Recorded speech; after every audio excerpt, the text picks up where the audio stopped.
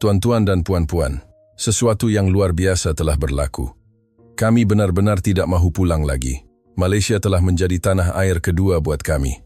Itulah kata-kata yang diucapkan oleh Puan Elena, seorang balu kepada hartawan minyak Rusia yang berusia 72 tahun di Balai Pelepasan Lapangan Terbang Antarabangsa Kuala Lumpur, KLIA.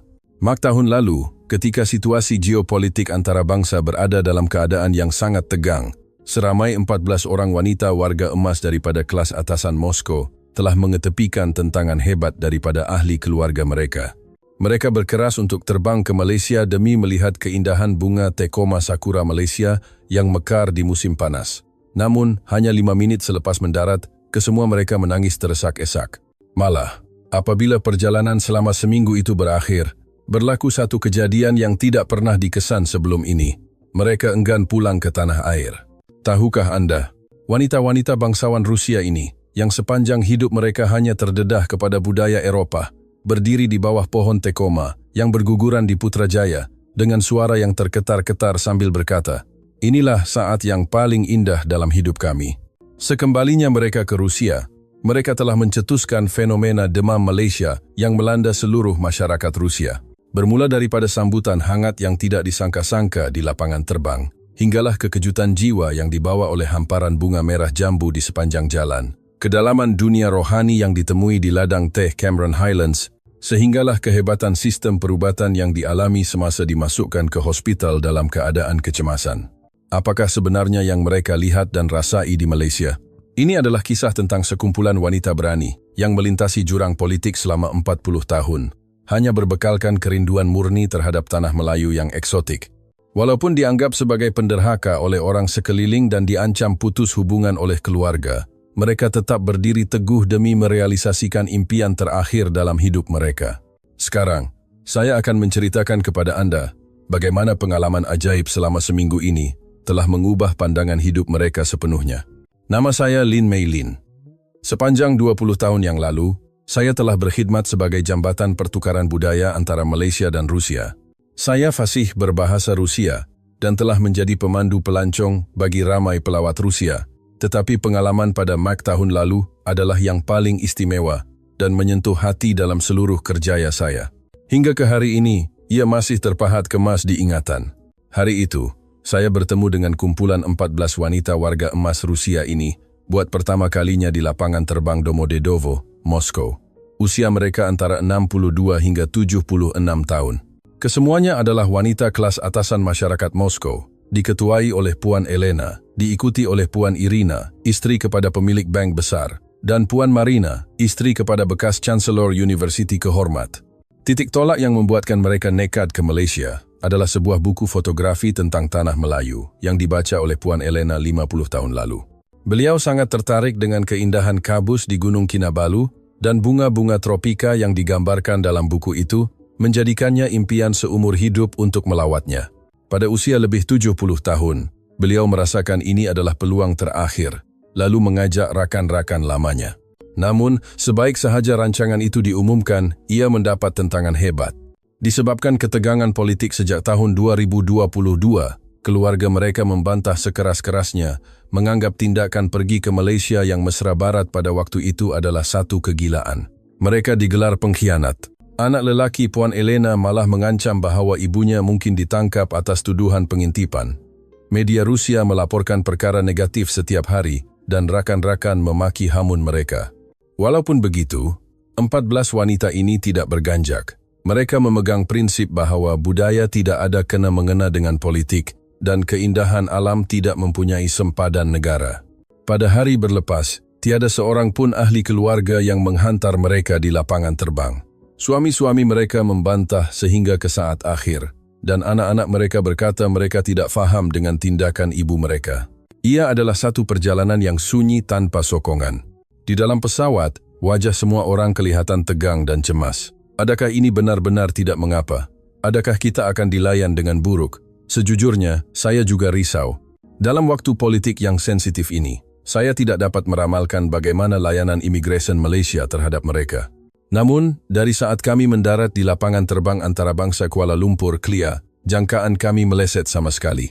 Pengumuman di dalam pesawat dimulakan dengan bahasa Melayu dan bahasa Inggris, tetapi tiba-tiba terdapat pengumuman dalam bahasa Rusia. Puan Elena terkejut. Malah mereka memberikan pengumuman dalam bahasa kita. Di laluan menuju ke pemeriksaan imigresen, mereka mengalami kejutan pertama.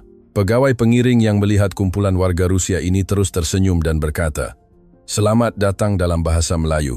Diikuti dengan bahasa Rusia yang ringkas, "Dobro pozalovat v Malaysiu."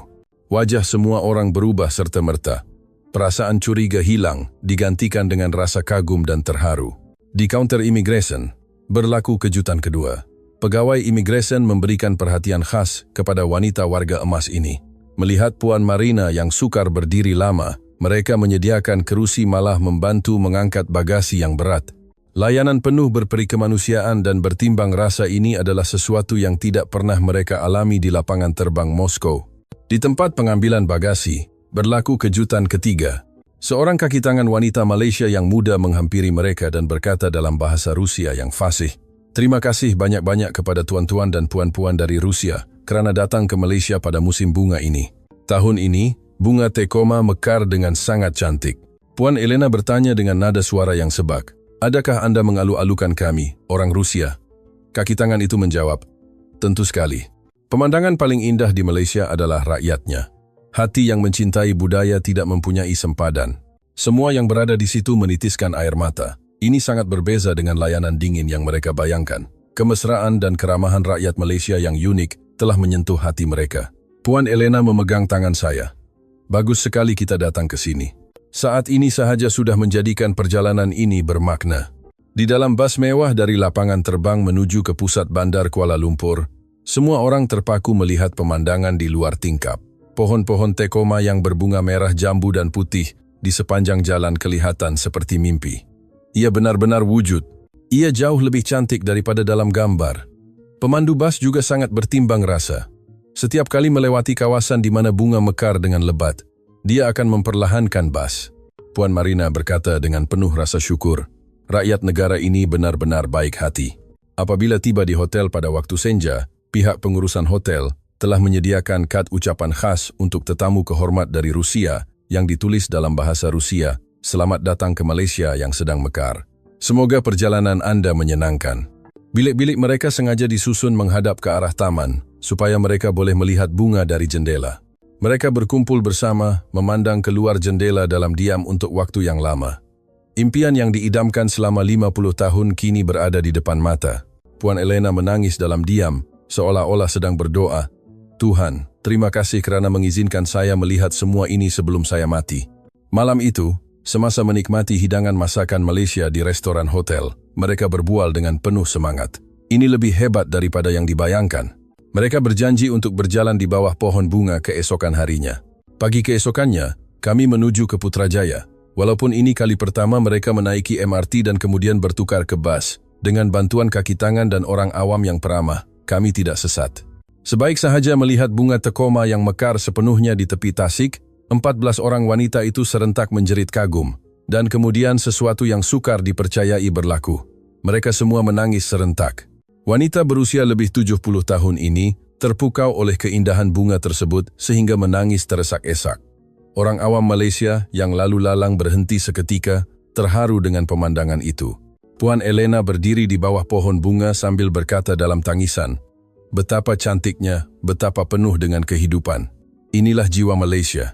Puan Marina juga menambah, "Dahulu saya fikir salji di Rusia adalah yang paling cantik di dunia, tetapi semangat kehidupan yang ditunjukkan oleh bunga-bunga ini berada pada tahap yang berbeza." Semasa mereka bergambar, sepasang suami istri warga emas Malaysia menghampiri mereka. "Anda datang dari Rusia, ya? Datang jauh-jauh untuk melihat bunga kami. Terima kasih banyak." Puan Elena menjawab dengan bahasa Inggris yang terhad, "Beautiful, very beautiful." Pasangan itu tersenyum dan memberikan sekotak kuih tradisional karipap dan kuih lapis sebagai buah tangan. Pertukaran yang penuh dengan kasih sayang ini sekali lagi membuatkan mereka menangis. Itulah saat mereka menyadari bahawa perselisihan politik tidak dapat menghalang hubungan sesama manusia. Pada sebelah petang, kami mengaturkan pengalaman minum teh di Cameron Highlands. Di sana, mereka merasai keindahan ladang teh hijau yang saujana mata memandang. Pada mulanya, mereka agak keliru tentang cara menghargai aroma teh tempatan, tetapi dengan bimbingan guru teh yang sabar, mereka mula memahami ketenangan budaya teh Malaysia. Apabila guru teh menjelaskan maksud silaturahim, ikatan kasih sayang, mereka sangat terharu. Puan Elena berkata, "Inilah gambaran perjalanan kami ke Malaysia. Di dalam ketenangan rumah teh, mereka merasakan kedalaman rohani." Puan Marina, yang pernah mengajar falsafah, menyadari bahwa ini bukan sekadar adat minum, tetapi mengandungi falsafah hidup. Menikmati secawan teh hitam Cameron di tengah kabus gunung adalah pengalaman pertama buat mereka. Sudah lama saya tidak merasai ketenangan batin sebegini. Seolah-olah melupakan hiruk-pikuk Rusia, jiwa saya seperti telah dibersihkan. Pada malam ketiga, sesuatu yang tidak disangka berlaku. Puan Irina tiba-tiba memegang dadanya dan rebah semasa makan malam. Beliau berusia 67 tahun dan mempunyai masalah jantung. Keadaan kelihatan sangat serius. Yang lain menjadi sangat panik. Saya segera menghubungi 999. Operator berkata, "Kami akan menghantar pasukan paramedik yang terlatih." Dalam masa kurang 5 menit, ambulans tiba. Profesionalisme dan kepantasan paramedik Malaysia membuatkan mereka kagum. Mereka segera mengawal keadaan pesakit dan melakukan rawatan kecemasan dengan check-up. Ini adalah standar yang jarang mereka lihat di Rusia. Ambulans tersebut dilengkapi dengan peralatan perubatan terkini. Sepanjang perjalanan ke hospital, seorang anggota paramedik menerangkan keadaan dalam bahasa Inggris yang ringkas supaya kami merasa tenang. Setibanya di pusat perubatan di Kuala Lumpur, terdapat layanan yang lebih luar biasa. Unit kecemasan mempunyai proses yang sangat sistematik. Sukarelawan dan kaki tangan perubatan segera membantu. Melihat sistem yang sangat efisien ini, semua orang menyatakan rasa kagum. Kepantasan diagnosis juga sangat mengagumkan. Daripada ujian ECG, ujian darah hingga ke ultra bunyi jantung, semuanya selesai dalam masa yang singkat. Di Moskow, pemeriksaan jantung sebegini mungkin memerlukan masa berhari-hari untuk menunggu giliran, tetapi di sini ia dilakukan serta-merta kerana kecemasan. Nasib baik, ia hanyalah simptom ringan yang disebabkan oleh keletihan perjalanan. Walaupun doktor mencadangkan pemerhatian selama 1 malam, Puan Irina tidak mahu membazirkan masa perjalanannya. Respon Jabatan Farmasi juga sangat hebat. Ahli farmasi menyemak interaksi ubat itu dengan ubat yang dibawa dari Rusia dan mencetak arahan pengambilan ubat yang sangat jelas. Kos perubatan yang rendah juga mengejutkan mereka. Walaupun merangkumi rawatan kecemasan dan pelbagai ujian, kosnya hanya sebahagian kecil daripada kos hospital swasta di Rusia. Tiada charge tambahan dikenakan hanya kerana mereka warga asing. Charge-nya telus dan adil. Puan Elena berkata, "Kalaulah Rusia mempunyai sistem perubatan yang peramah dan efisien seperti ini." Mulai hari keempat, perjalanan mereka menjadi lebih bermakna.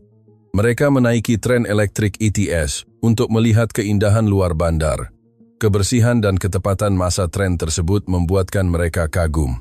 Mereka melawat kuil-kuil bersejarah dan masjid-masjid yang indah, di mana mereka memuji keharmonian antara alam semula jadi dan manusia. Inilah estetika Malaysia. Kepercayaan tradisional dan alam semula jadi bergabung dengan sempurna. Di Melaka, mereka mencuba memakai baju kebaya. Wanita-wanita berusia 70-an ini kelihatan sangat anggun berpakaian tradisional di bawah sinar matahari tropika. Pada malam kelima, muncul satu kenyataan yang mengejutkan. Puan Elena berkata dengan tegas, "Saya tidak mau pulang." Yang lain mula bersetuju. Saya juga. Di Rusia tiada siapa yang akan faham keindahan ini.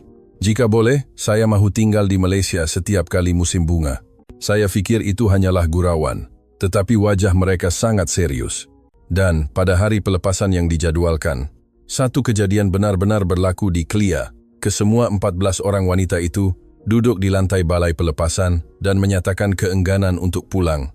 Mereka mahu melihat bunga lebih lama, mahu berbual lebih banyak dengan rakyat Malaysia yang baik hati. Kaki tangan lapangan terbang walaupun keliru memberikan layanan yang hangat setelah memahami keadaan. Mereka malah menghidangkan teh panas dan memujuk dengan lembut. "Kami faham perasaan puan-puan, tetapi keluarga pasti sedang risau." Akhirnya, setelah berjanji akan datang lagi tahun hadapan, barulah mereka menaiki pesawat. Di dalam kabin, mereka masih dalam keadaan teruja. "Ini adalah minggu terbaik dalam hidup kami. Keindahan tanah Melayu tidak dapat digambarkan dengan kata-kata. Kemesraan rakyat Malaysia telah menjadi harta karun dalam hati kami." Setibanya di Moskow, wajah ahli keluarga yang menjemput mereka berubah menjadi terkejut. Ini kerana wajah wanita-wanita ini berseri-seri, sangat berbeza dengan wajah cemas sebelum berlepas. Melihat mereka bercerita dengan penuh semangat tentang Malaysia, ahli keluarga mula memahami. Sekembalinya mereka, tindakan mereka menarik perhatian ramai. Puan Elena membuka salon budaya Malaysia di kalangan sosial Moskow, menganjurkan pameran fotografi bunga Tecoma, demonstrasi teh, dan majlis rasa makanan Malaysia. Puan Marina pula mengadakan syarahan khas di universiti tentang estetika Malaysia yang mendapat sambutan luar biasa daripada pelajar dan orang awam.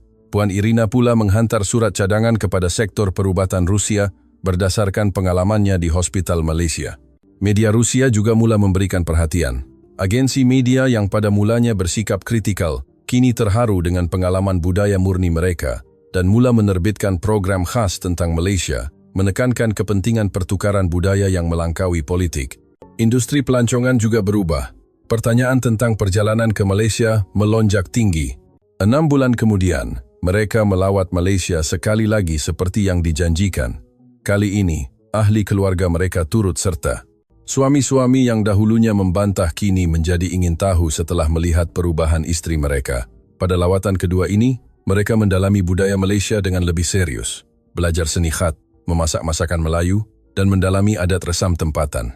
Kini, 14 wanita ini telah menubuhkan sebuah persatuan bernama Sahabat Tecoma.